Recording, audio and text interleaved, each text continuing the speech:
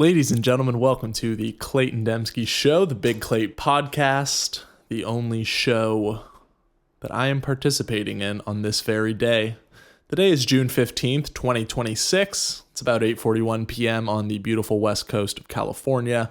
We are recording live out of Mill Valley today, as every other episode of the Big Clay podcast. A tremendous day. As is every day, there's always something to be grateful for. In fact, most days there's a very high count of things to be grateful for. We've got 7 points on the agenda today. We've got electrolyte-free water because I've had quite a bit of electrolytes already today. And we're going to get right into it. We'll see how long it goes, and let us begin. Could be long, could be short, but we're going to dive right in. Point number 1, sports gambling. This is a hot topic in society right now. Some of my notes include, I wrote, don't do it. Pretty straightforward, plain and simple one there. Hey, sports gambling, don't do it. And I've worked at a daily fantasy sports company. And if you know anything about mathematics, or if you know nothing about mathematics and know simply what the idea of a casino or a sports gambling sports book, or basically anything that is offered to you with the promise, or not promise, but hope of winning, and anything that involves odds, whether that's Baccarat, whether that's Texas Hold'em is an interpersonal competitive game that actually nets out to one person winning everything. So that's a bad example. If you've played blackjack, if you've played Baccarat, if you've played craps, if you've ever bet on a sports game or the outcome of something of that nature, or Polymarket or Kalshi, prediction markets, if you know anything about how those work, and we'll reel it back in, let's say a casino, there's a phrase, the house always wins. And the reason that phrase exists is because the house always wins. The way the odds are designed for any sports gambling, or any gambling for that matter, they are designed so that you may win up and down, but in the aggregate, the house is going to win. They build in a percentage, their VIG percentage, their hold percentage, whatever it might be called. They build in a number that is essentially a tax for your entertainment, and the individual player may be able to win, but the house in aggregate will always win. So that is very mansplaining. That is a kind of explain it like I'm 7 years old type situation, but it doesn't seem a lot of people understand that. And especially those people who play regularly, it is quite literally designed to keep you there as a regular player and to ensure that the house comes out on top at the end of the day. So that's why I wrote, don't do it. It is designed for you to fail. It is designed to get you addicted, and it is not good, not good, not good. Celebrities are all over the internet, the television today, everywhere you have media. There are advertisements, Shaquille O'Neal, Kevin Hart, probably, I think, Giannis,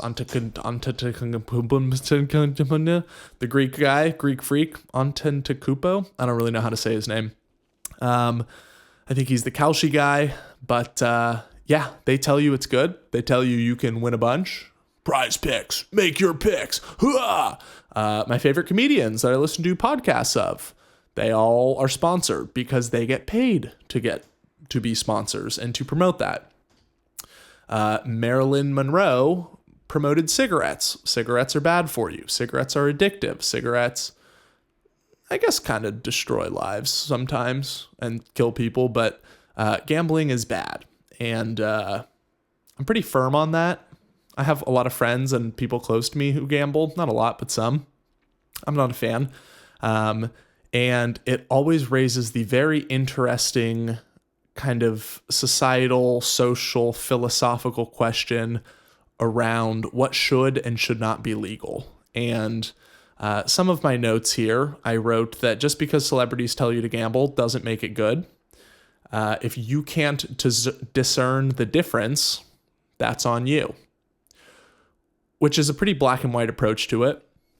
But I also wrote that freedom ought to prevail over protection for individuals, which is kind of the more what you might consider a more freedom-based or conservative or right-wing approach to this.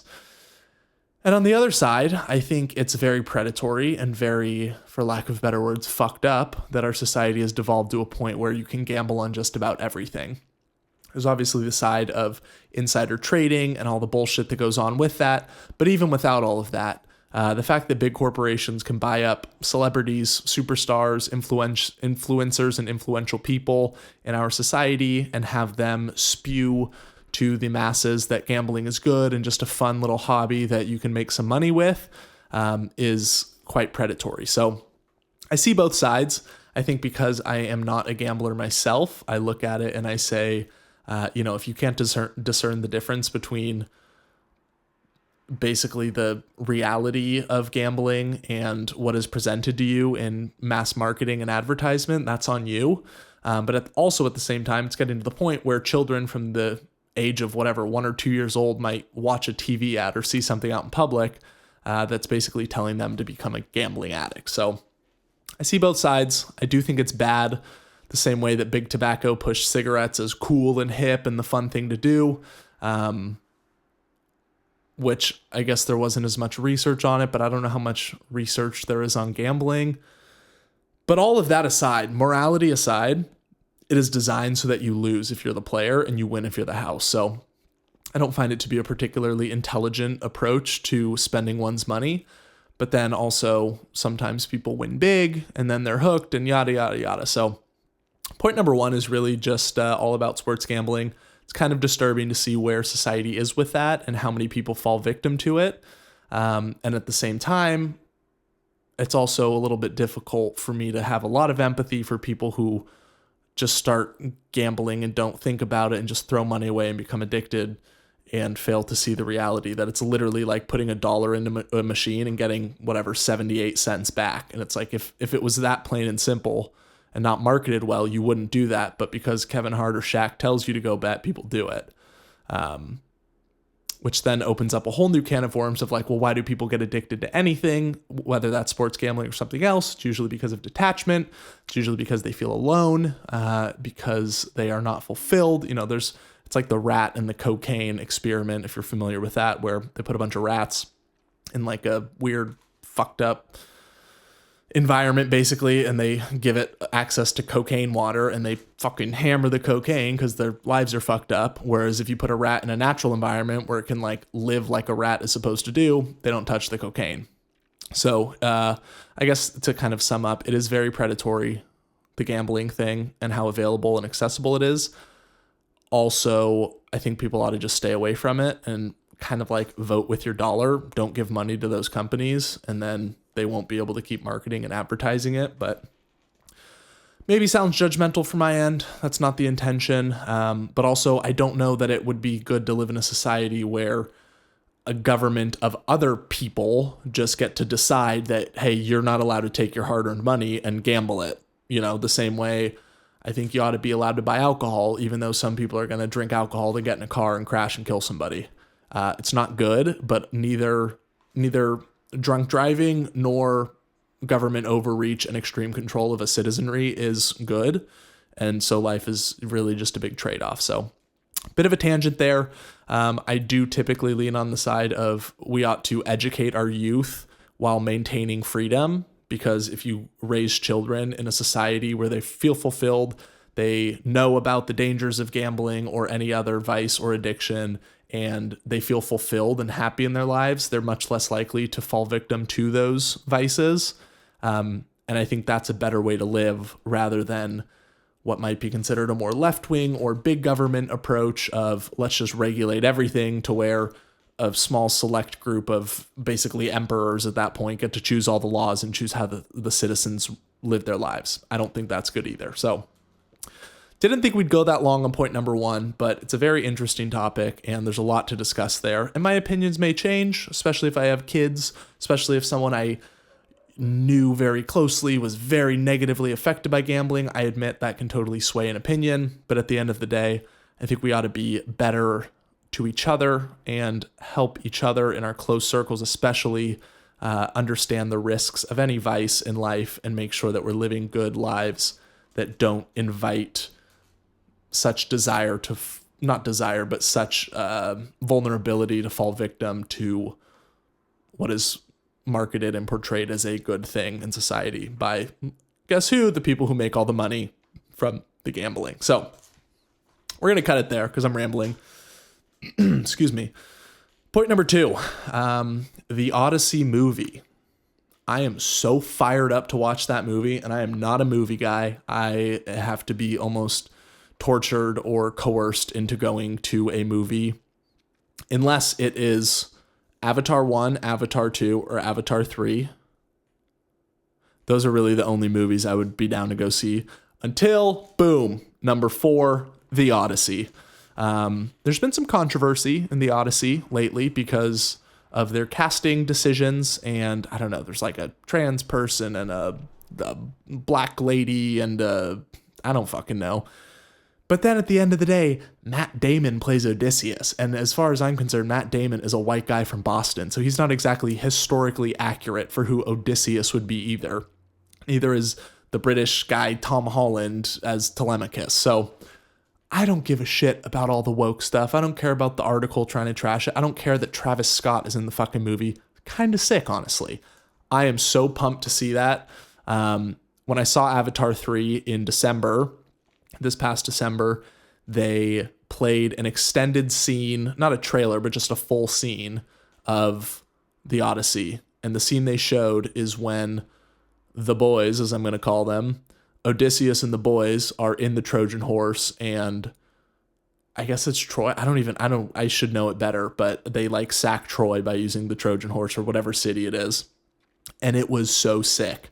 And, I think when I was a junior, junior year of high school, in Mr. Tom Lippy's class, great teacher, an absolute gentleman and a scholar, one of the most memorable teachers I've ever had. We read the Odyssey, and it was tremendous. It was so fun to learn and think and read about, and I'm so excited to see a Christopher Nolan film that is an interpretation, both visually and storyline wise, whatever the word for that would be. Literary? I don't know. No, that doesn't make sense. Either way, I really can't wait to see it visually because I've always envisioned what the Odyssey might actually look like when I'm reading the book, and I think it's going to be awesome. So very fired up for that. I'm going to make a bunch of batches of homemade popcorn and homemade kettle corn with coconut oil and all natural ingredients because that's how I like my popcorn. And I'm going to bring it into the theater, and I will probably get a couple bottles of water, perhaps a slushy. We'll see, but I'm gonna eat popcorn and kettle corn. I'm gonna watch that motherfucker. So, tip of the cap to them. It looks awesome. I think it comes out mid-July, so we got another month to stew on it. But I am so excited, and it's gonna be a good one. Point number 3. I built some furniture with my brother yesterday. Which brought me back to one of the older episodes, maybe the first episode, talking about DIY projects, talking about doing projects and doing things yourself. And it just felt good. We ended up grilling some hamburgers for dinner. Nice pickly, kind of spicy burger with some jalapenos and some spicy pickles, a little ketchup, mustard, some spring onion on there. Delicious. Was able to pay it forward, if you will. Go out and help. It's just him and his like 6th or 7th month pregnant wife over there. So she's, wouldn't expect her to get out and build the old furniture. So we built a nice IKEA dresser, one of the more intricate, kind of complex ones, but knocked it out together. Built a crib for their soon-to-be born daughter. That was very exciting because it was purchased on Craigslist for what I believe to be 1/14. What is that, like 7% and change of retail price, and it was in great condition. I love a Craigslist deal. I bought my truck on Craigslist. I bought a Coleman Weber barbecue, or a Weber kettle grill on Craigslist recently. I bought my truck on Craigslist back in April. Craigslist is alive and well if you use it well. Still looking for a buyer for my Jetta. So if you know anybody, call Big Clate, the used car salesman. It's only one car. I'm not a used car salesman. But yeah, great day yesterday. And I didn't podcast because I got home late from watching UFC Freedom 250, which I'll talk about in point number 4 coming after this. But yeah, paid it forward. Helped a budding family set up their soon-to-be-born daughter's room, and just felt good. Fun to do a little bit of labor, a little bit of manual work, and was repaid with some delicious hamburger for dinner. So good vibes. Pay it forward. Help your family out. Pick someone up from the airport. Help someone build something from IKEA. Whatever that looks like to you, I encourage it. I recommend it. You'll feel better after, and it will help those around you. And if you're surrounded by good folks like I am, it'll come back to you on the back end. So that was point number 4. Point number 5, UFC Freedom 250. Mixed feelings on this one. I wrote that it is very weird that we had a state-sponsored bread and circuses Coliseum-style entertainment to impress basically a man who seems to think he's the king of the United States. That would be Donald Trump. And this is not political, but it just seems to be how he runs things. And it was very odd, very bizarre to see fighters from all over the world duking it out, slugging it out on the White House front lawn. At the same time, it was fucking sick. So I don't know what to really make of it. They probably spent a lot of tax dollars on it, and our economy's in shambles. Gas is $6 a gallon, and I went to the store today. I got a small watermelon, a pint of strawberries, 1 apple. What was the last thing I got? Oh, and 3 crowns of broccoli. Basically, vegetables I'll eat in one fucking day. Cost me $21. So that's a little tough when they're putting on events basically for the elites and our servicemen to watch on the White House lawn. At the same time, they do a couple flyovers. You see Sugar Sean fucking knock a dude's lights out and salute the crowd. And I go, I'm kind of in. I kind of loved it. I had a really good time watching it. It was a sick card. I wish Poton won. Shout out Alex Pereira, as they call him. Or as he calls himself. They often call him Pereira. But tough to see him lose, but he was fighting like 45 pounds up in the heavyweight class. Sugar Sean won. That was sick. Gagey beat Ilia Topuria. That was sick. And the event was just sick. So I know I'm using that same word a lot, but I don't know what else to say. It was fucking awesome, while at the same time really weird when we're fighting wars that no one in America wants to fight, and when you got just weird shit going on throughout the administration. So I guess we're kind of separating the art from the artist here and saying, hey, not good what they're doing in the government. UFC Freedom 250, pretty good. Pretty fucking good, man. Really enjoyed it. So mixed feelings. There's allowed to be gray area. We're humans. What are you going to do about it? I'm a mere peasant in this society, according to the elite. So I guess I'll just keep eating the bread, watching the circus. And actually, I'm not going to eat much bread. I'm going to get jacked, but you get the point. So mixed feelings on UFC Freedom 250. Overall, I guess I support it because I really enjoyed it. Do I want them to do that again or more often? No, I don't think so. We can just do it at fucking UFC, private event. We don't need to. I don't even know if they put tax dollars in it, but they fucking must have, dude. If you're hiring fucking Secret Service, that's for an event. That's fucking tax dollars, you know? Anyway, sick event, weird political climate. We'll leave it at that. Point number 5, cold brew. God, I feel like I'm all yiked up on cold brew just talking about America. I wrote homemade barista, kind of dope. Being honest. It's a very fun hobby I haven't been a big coffee guy. I only started drinking it like a year ago. Classic story. I went to Europe and then came back drinking coffee. Never drank coffee at all before that, but that was like 2 years ago. So I guess 2 years, year and a half, I've been really drinking coffee a good bit. I'm not like douchey about it. I'm not super into it.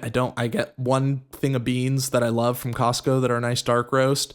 But it is a very fun hobby with a very enjoyable communal product or byproduct even, that I can like serve people with. And it's hobby and a skill development in one, and also very enjoyable and delicious day to day. And what I've been doing lately with coffee is making cold brew. Today I made some caramel vanilla simple syrup just a little bit of naughty sweetness in the coffee. It's okay. We're going to be all right. I'm usually just a black coffee guy, but now that it's summer and hot, I've got the freezer loaded up with some ice bags, and we're doing cold brew. And I kind of got into it because I was drinking cold brew in Hawaii because it was so hot. I think I talked about that in another episode, but it's really quite enjoyable. It's nice and smooth, and it's cold and chilled, and I'm going to make it delicious. So my brother's been begging me to bring him one. I was going to today, but I actually ran out of cold brew. So I actually had a hot coffee today. But I did a batch this morning. It'll be ready tomorrow. I'm fired up, and I've got the syrup to try out. I'm going to make some different flavored syrups, and we'll see where it goes. Probably won't go too far into it just because I like other culinary things more than coffee experimentation. But in the meantime, it's a fun little treat. If I have any friends or family over, I'll be able to just whip up a nice little iced latte type drink for them, and it'll be fun. And it's just nice to dive into something that I enjoy to consume, but also enjoy to make. Point number 6 on the note of consumption. Before I started this podcast, I was watching some YouTube videos, just had a little bit of a veg sesh for about 45 minutes to an hour. It was supposed to be like half an hour, and I kind of caught myself stuck in it, and it made me realize, well, while I was watching and thinking, okay, it's getting late, I need to start this podcast, I need to get this episode done tonight, I was realizing how the more I consume, the harder it is to express. There's some Velcro strap on my foot. Anyway, fell off from under the desk or something. So the more I consume, the harder it is to express, the harder it is to produce anything, the harder it is to create, which naturally makes me want to stay out of consuming anything. And I'm talking like media or video games or videos or social media, any of the crap that, like, at the end of the day, if you could eliminate it, would probably be better for us. And it made me want to consume less. It made me want to stay strictly in production mode, which is difficult because you got to relax sometimes. You can't just be go, make all the time. But I want to get more comfortable with regular creation. And if I am going to consume, have it be something that's not just dopamine focused, but like reading. Yesterday, I woke up on Sunday. I read my Neville Goddard book for like 45 minutes right when I got out of bed. That's like not even consumption to me. That's basically like production. You're like producing your brain to have new thoughts and to like absorb more goodness.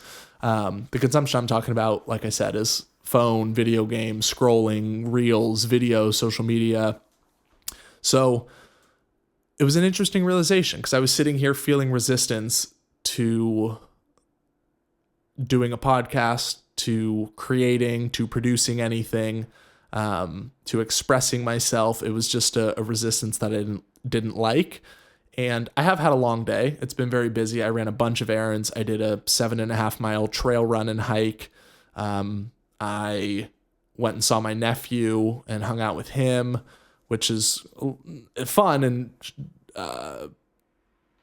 fills the cup, energizes you, but also is tiring once you're done with it and kind of settle back down. So I was feeling that resistance. I decided to then shut down the overextended veg sesh that I was having and decided I need to just get on the podcast and start right away. So, and actually got point number 6, which I'm talking about, out of it, which was good. But it's a real dangerous path to go on. And if I was consuming marijuana, it would be much harder to pull myself out of. But because I'm not, it's much easier.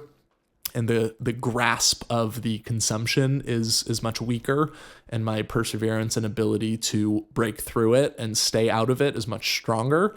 So I'm in a good spot, but at the same time, I recognized that today and felt that, and just felt kind of icky about it. So, oh, that was another thing. I woke up today, and my guitar and my bass sit not at the end of my bed, but where I can see it from my bed. It's beyond, a handful of feet away from the end of my bed. And I just looked at the guitar and got a feeling that the universe, God, or whoever wanted me to play this morning. So I strummed a guitar for the first 30, 35 minutes of waking up today, which felt really good. Again, that's not like producing something. I'm not like recording anything, but I am doing a hobby. I am working on something tactfully difficult, stimulates the mind, stimulates the body. And it is expression, the way I play guitar, the things I choose to play. You are basically producing, creating, expressing in that, even if you're not recording. So, good habits, good hobbies to have. And yeah, I just need to do more production, more expression, make it a non-negotiable throughout my days, and maximize that while limiting my consumption.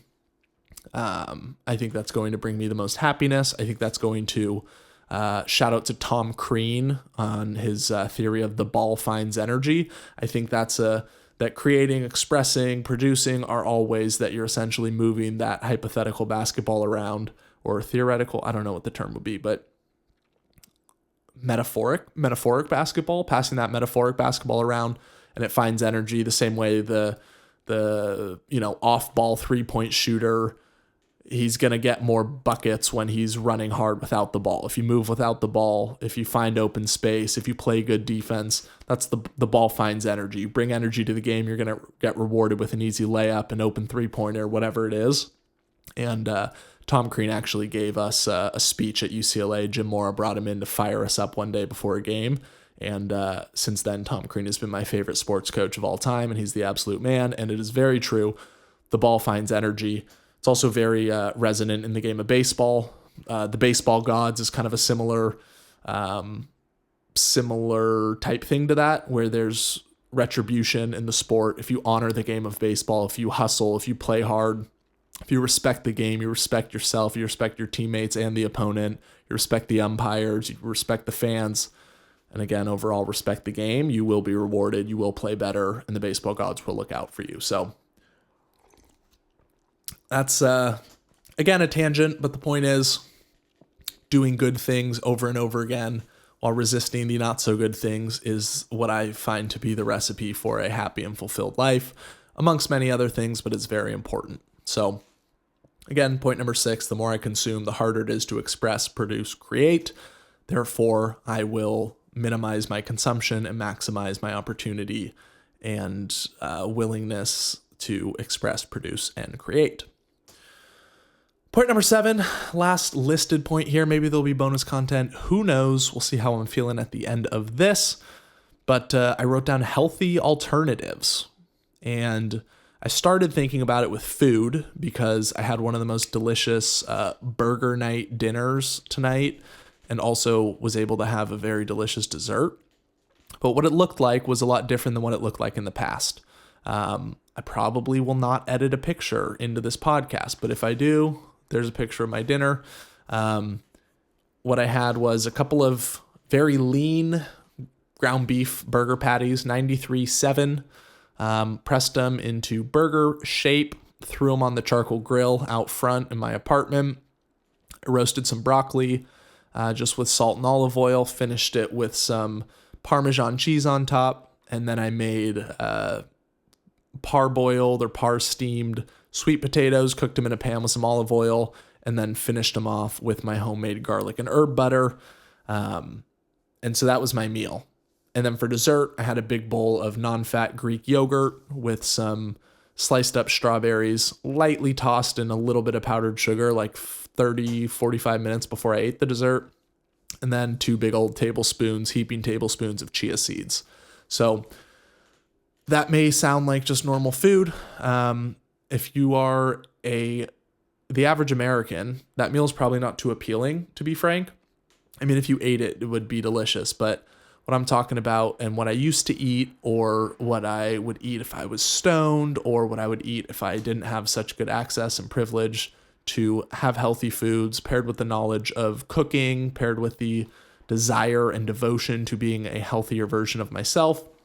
If all of that weren't true, the burgers that I had, which again were just 93.7 beef patties, probably would have been something more like a 75-25 beef to fat ratio.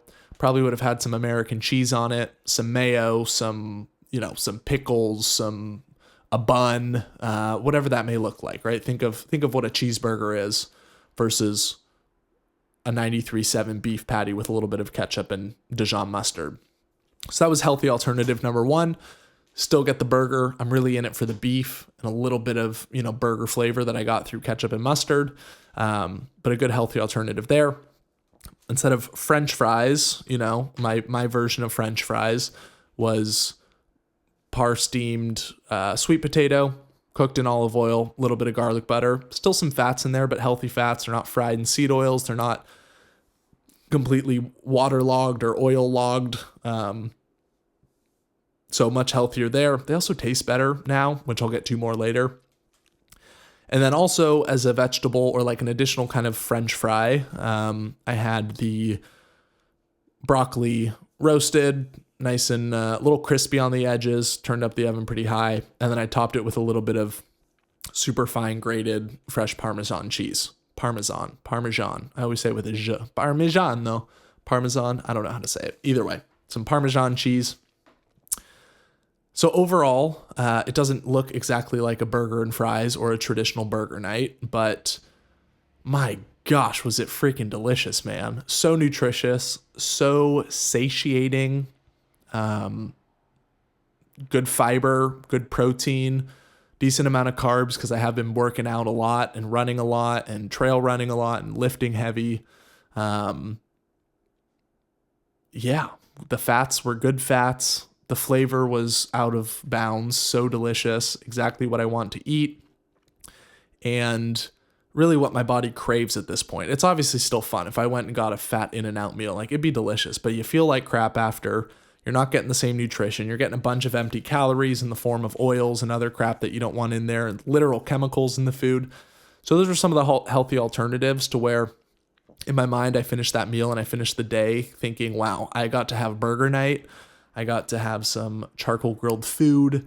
It was so good. I loved it. And there's no guilt. I could eat that for every meal and I will be a jacked fit king. So those were some healthy alternatives that I'm talking about. And also, as you continue to eat real food like that, as I have been more than ever lately, again, I've always, not always, but in the last handful of years, I've had a pretty good diet, but now it's particularly dialed in, and it's what my body craves, and it actually tastes better than kind of anything else. And there's no glucose spikes, there's no blood sugar issues. I'm regulated, I feel great, I have great energy, I sleep well. And so those healthy alternatives make a big difference. And then for dessert, like I mentioned, strawberries, chia seeds, yogurt, in my mind, basically a big bowl of what used to be ice cream or, strawberry shortcake or berries and cream or any of that stuff. And instead it's high protein, non-fat yogurt with some berries and some chia seeds for some extra fiber and micronutrients. So finding healthy alternatives is very important to me. I still want to enjoy things. It does take effort. I have to cook all of that. I use my knowledge in the kitchen to make sure that it comes out tasting delicious, even if they are kind of like less delicious. 80-20 patty, beef patty is like objectively more delicious and velvetier and fattier and juicier than 93.7 patty. But if you do it all up the right way, it really comes out to be awesome without any of the guilt, without having to like sacrifice anything. So again, it's not a sacrifice. It's really me being devoted to a healthier lifestyle. But the point is I can still enjoy it very thoroughly. And it really removes any of the potential negativity or sacrificial feelings or anything like that. And I also wrote, implementing small but consistent positive changes has been very fascinating to see play out, particularly in my diet, in my consumption, production, creation, expression habits, in my workouts, and it just feels good. So I don't think there's going to be any bonus content. That wraps up the 7 points. Got a email back about the job interview I had last week. Going to do an on-site kind of shadowing visit with them. That's part of their process. Hopefully that goes well, and then get a last round interview, then hopefully an offer in the next week or two. We'll play it by ear. Who knows, even if I got the offer, if I would take the job, but good to have some things in the pipeline working. Also, oh, bug. I'm gonna get you, motherfucker. Got him. Also submitted payment today for my cottage food application that was first round approved today with the Marin County Environmental Health Service. It'll go for final review and approval, as I've already paid the fee, within the next 2 or 3, maybe 4 weeks. And hopefully hear back from the city of Mill Valley soon about my business license so I can fully launch Clayton's Homemade Kitchen. And that'd be sick. Have my own business, make a little... Oh, fuck, the bug's back. I didn't get him. I just hit him. He like Gagey out there, bro. He took a strike. He back at it. But yeah, it's been a great day. Real effective day. Gonna take the bike in tomorrow, get it tuned up, get the tires going, new chain on there. Again, had a sick trail run / hike combo today. Big push to failure lift yesterday. Shout out Dom Dowling for the inspiration. 8 to 15 rep range, push to failure. Quit being a little pansy and get the fuck after it. So I'm getting stronger. I'm getting bigger. Get some tickets to the gun show soon. And God, that bug is on the wall now. It's pissing me off. But life is good. Life is great. We'll do a cold brew with a little caramel vanilla homemade syrup in the morning. That's going to be awesome. Not sure what tomorrow's workout's going to be, but it'll be something hard and heavy. Pause. And we're going to keep it rolling, baby. We're going to do business. We're going to freaking lift weights and do cardio. We're going to eat clean, and we're going to enjoy life. Sometime in the next week, I'm going to be making chicken wings. And that's very exciting. So it just popped into my mind. I'm really hyped about that. But things are going well. Life is good. Life is great. God is good. God is great. Love yourselves. Love each other. Be great. Honor God. And Big Clay signing off. It is 21:18, as the military would call it. Myself, a civilian, I'm going to call it 9:18 p.m. Monday, June 16th, 2026. And life is good. So take it easy, sleep well, Godspeed, and we'll see you next time. Hoorah.